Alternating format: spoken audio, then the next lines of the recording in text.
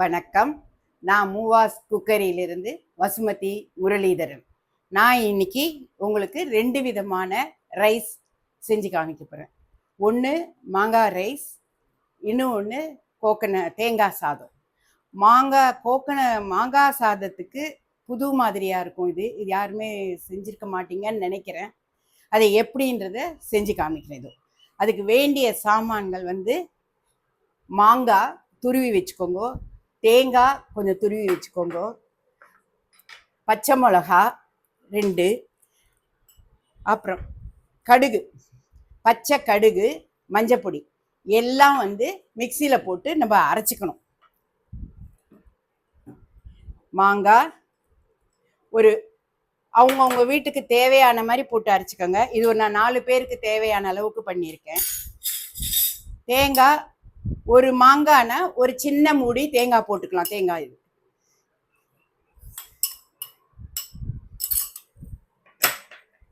இதையும் போட்டுட்டு அதில் பச்சை மிளகா,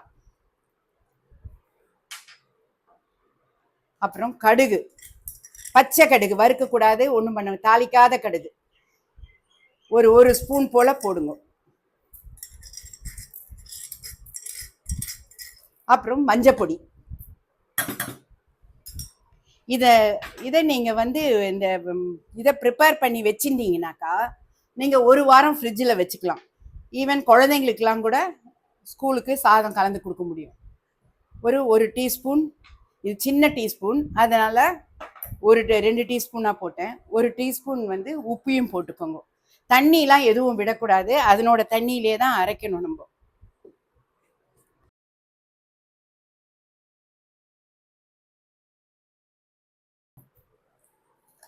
நல்லா நைஸாகவே அரைச்சிக்கோங்க.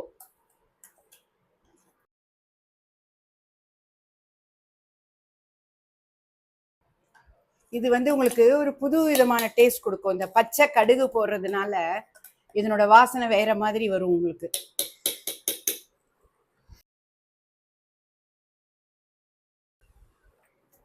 அவ்வளோதான், இது அரைச்சாச்சு. நான் இப்போ இந்த தொகையல், அந்த மாங்காய் பேஸ்ட்டு, மாங்காய், தேங்காய், கடுகு, பச்சை மிளகா, உப்பு, மஞ்சள் தூள் போட்டு அரைச்சி வச்சுருக்கேன். அந்த இது அரைச்சாச்சு. அதுக்கப்புறம் ரைஸ் பச்சரிசி சாதம் தான். அதை சாதம் வடித்து நல்லா ஆற போட்டு உதிராக ஆக்கி வச்சுக்கோங்க. அப்போ தான் அது நல்லா நன்னா வரும். இந்த உதிராக ஆக்கி இப்போது இந்த அடுப்பில் கடாயை போட்டுட்டு அதை ஆன் பண்ணுங்க. ஆன் பண்ணிவிட்டு எண்ணெய், இதுக்கு இப்போ தாளிக்க வேண்டியது. இதில் நீங்கள் 3 விதமாக பண்ணணும். ஒன்று, முதல்ல சாதம் வடித்து அதை ஆற வச்சுக்கணும். அதுக்கப்புறம் இந்த மாங்காய் தொகையல் அரைச்சி வச்சுக்கணும். அதுக்கப்புறம் தாளிக்கிறதுக்கு இதுக்கு கடுகு, சிகப்பு ரெட் சில்லி, சிகப்பு மிளகா, வேர்க்கடலை, கருவேப்பிலை, பெருங்காயம், கொஞ்சம் எண்ணெய். சாதத்துக்கு எப்பவுமே நம்ம ரைஸ்க்குனா கொஞ்சம் எண்ணெய் விடுவோம் இல்லையா, அந்த மாதிரி விட்டுக்கோங்க. விட்டுட்டு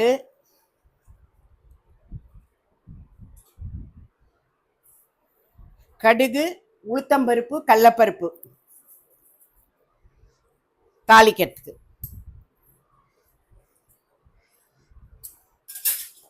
கடுகு நல்லா பொரிஞ்ச உடனே எப்பவுமே அதுக்கப்புறம் கடலைப்பருப்பு, உளுத்தம்பருப்பு பொரிய ஆரம்பிக்கச்சே போட்டிங்கன்னா தான் இருக்கும். கடுகு வெடிக்கிறதுக்கு முன்னாடி நம்ம பருப்பை போட்டோம்னா பருப்பு செவந்து போயிடும், கடுகு வெடிக்காது, நல்லா இருக்காது, டேஸ்ட் வராது.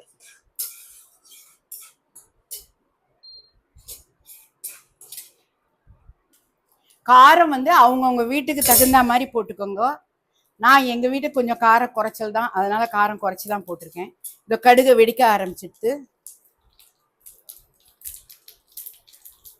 அதுக்கப்புறம் உடனே கடலைப்பருப்பு ஒரு 2 ஸ்பூன்,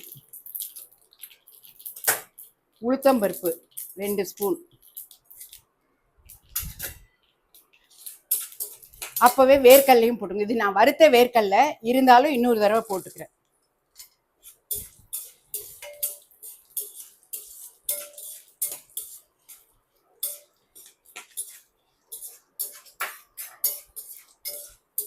இந்த பருப்பு, வேர்க்கடலை எல்லாமே செவந்து வறுபட்ட உடனே பெருங்காயத்தையும் போட்டு கருவேப்பிலையும் போட்டுட்டு சாதத்தில் போட்டு இது பண்ணணும்.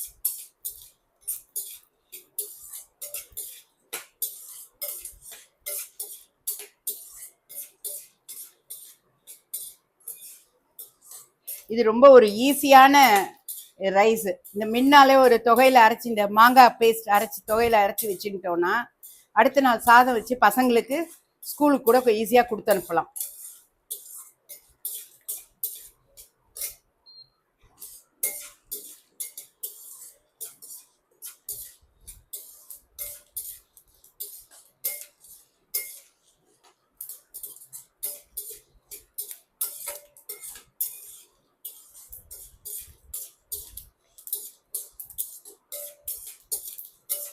நல்லா பருப்பெல்லாம் செவந்துடுத்து.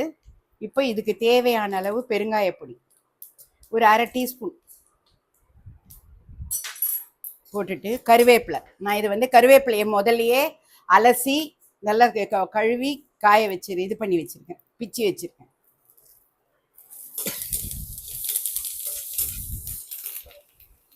அடுப்பு அணைச்சிட்டு அந்த ரைஸில் கொட்டிடுங்க.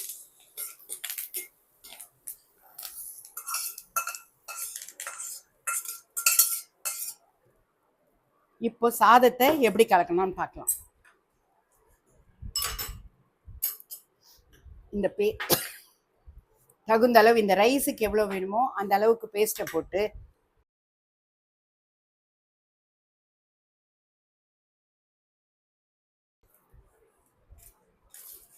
இதில் கொஞ்சம் கொத்தமல்லி,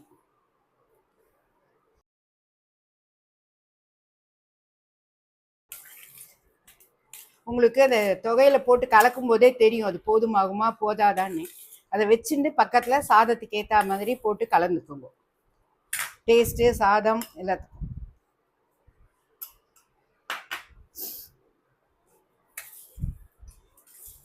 ஈவன் இந்த தொகையில் நீங்கள் வந்து இட்லி தோசை சப்பாத்திக்கு கூட தொட்டுன்னு சாப்பிடலாம், நல்லா இருக்கும். இது சாதம் கலந்தாச்சு, ரெடி. மாங்காய் சாதம் ரெடி. அடுத்ததாக நான் செய்ய போகிறது தேங்காய் சாதம். இந்த தேங்காய் சாதத்துக்கு கொஞ்சமாக நெய் விட்டு, நெய்யும் எண்ணெயுமா போட்டுக்கலாம். தேங்காய் எண்ணெய் விட்டு செஞ்சிங்கன்னா ரொம்ப நல்லா இருக்கும் டேஸ்ட்டு, தேங்காய் வாசனை அடிச்சுட்டு. நான் முதல்ல நெய் விட்டு அடுப்பை ஆன் பண்ணிவிட்டு முந்திரி கேஷ்யூ வறுத்து எடுத்து வச்சுக்கிறேன். எப்பவுமே நீங்கள் முந்திரி எதில் போடுறதா இருந்தாலும் வறுத்து எடுத்து வச்சுட்டு போட்டிங்கனாக்கா கிறிஸ்ப்னஸ் நமக்கு கிடைக்கும். சர்வ் பண்ணுற வரைக்கும் நல்லாவே இருக்கும் சாப்பிட்றதுக்கு. முதல்லையே போட்டுட்டோன்னா அது வந்து அதை ஒரு மாதிரி சாஃப்ட்னஸ் வந்துடும், அந்த கிறிஸ்பினஸ் போயிடும்.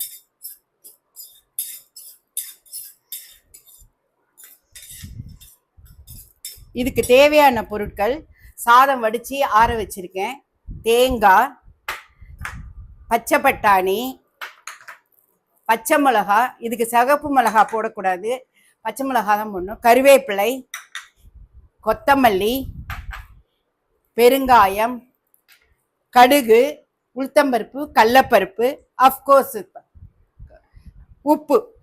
அவ்வளோதான் இதுக்கு தேவை.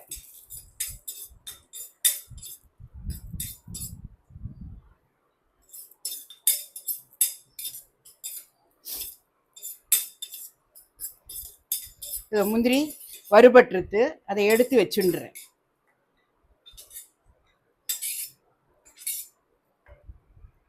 இப்போ இதில் கொஞ்சம் தேங்காய் எண்ணெய் ஒரு 2 ஸ்பூன் போல் விடுங்க, தேங்காய் எண்ணெயை. அப்புறம் கொஞ்சம் நெய், இல்லை நெய் மேலே கூட விட்டுக்கலாம், இப்போ வேணும். இதை போட்டுட்டு அதுக்கப்புறம் எண்ணெய் காஞ்சிதா பார்த்து கடுகு, கடலைப்பருப்பு, உளுத்தம்பருப்பு,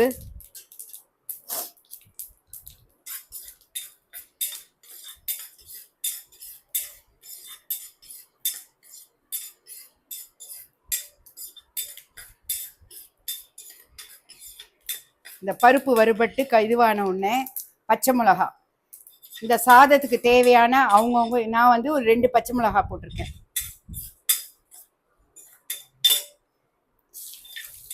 பச்சை மிளகா, இந்த பட்டாணி இருக்குது பார்த்தீங்களா, க்ரீன் பீஸ், அது நான் வந்து முதலே வாங்கி இது பண்ணி வச்சது, ஸ்டோர் பண்ணி வச்சது. அது கொஞ்சம் போட்டு வதங்கணும், அது வேகிற அளவுக்கு. இதோட உப்பு இந்த சாதத்துக்கு இதுக்கு சேர்த்து நான் ஒரு 3/4 ஸ்பூன் போல் போட்டிருக்கேன். ஏன்னா தேங்காய் சாதம் வந்து உப்பு தாங்காது உங்களுக்கு. கூட இதை என்ஹான்ஸ் பண்ணுறதுக்காக ஒரு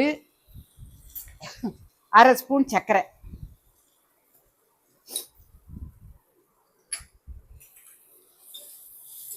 பெருங்காயம்,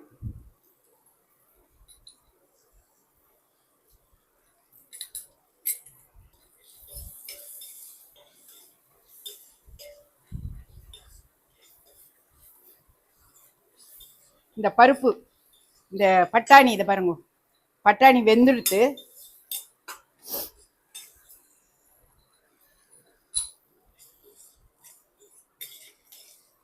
இது வெந்த உடனே கூட தேங்காய், கருவேப்பிலை,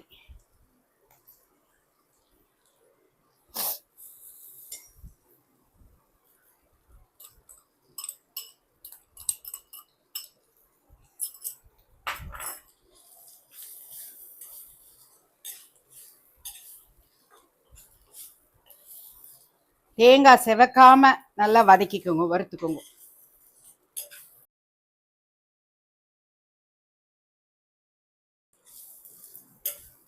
கொஞ்சம் கொத்தமல்லி. இந்த நேரத்தில் கொஞ்சம் நெய் ஒரு 2 ஸ்பூன் போடுங்க. 2 ஸ்பூன் இல்லை, இது குட்டி குட்டி ஸ்பூன் தான்.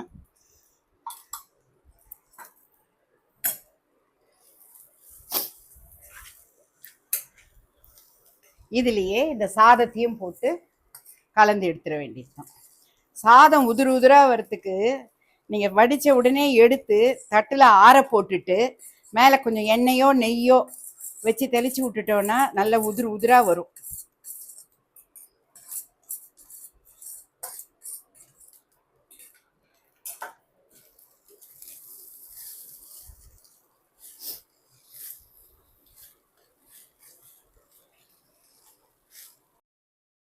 இந்த வறுத்த முந்திரியும் அதில் போட்டுட்டு நல்லா கலக்கிட்டு, நல்லா உதிர் உதிராக சாதம் நல்லா இதுவான உடனே கலக்கிற உடனே அடுப்பை அணைச்சிட்டு எடுத்து வச்சு சர்வ் பண்ண வேண்டியது தான்.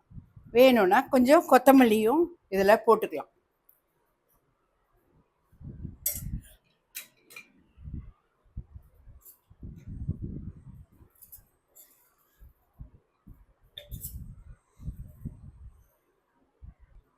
மாங்காய் சாதம், தேங்காய் சாதம் ரெடி ஆகிடுது.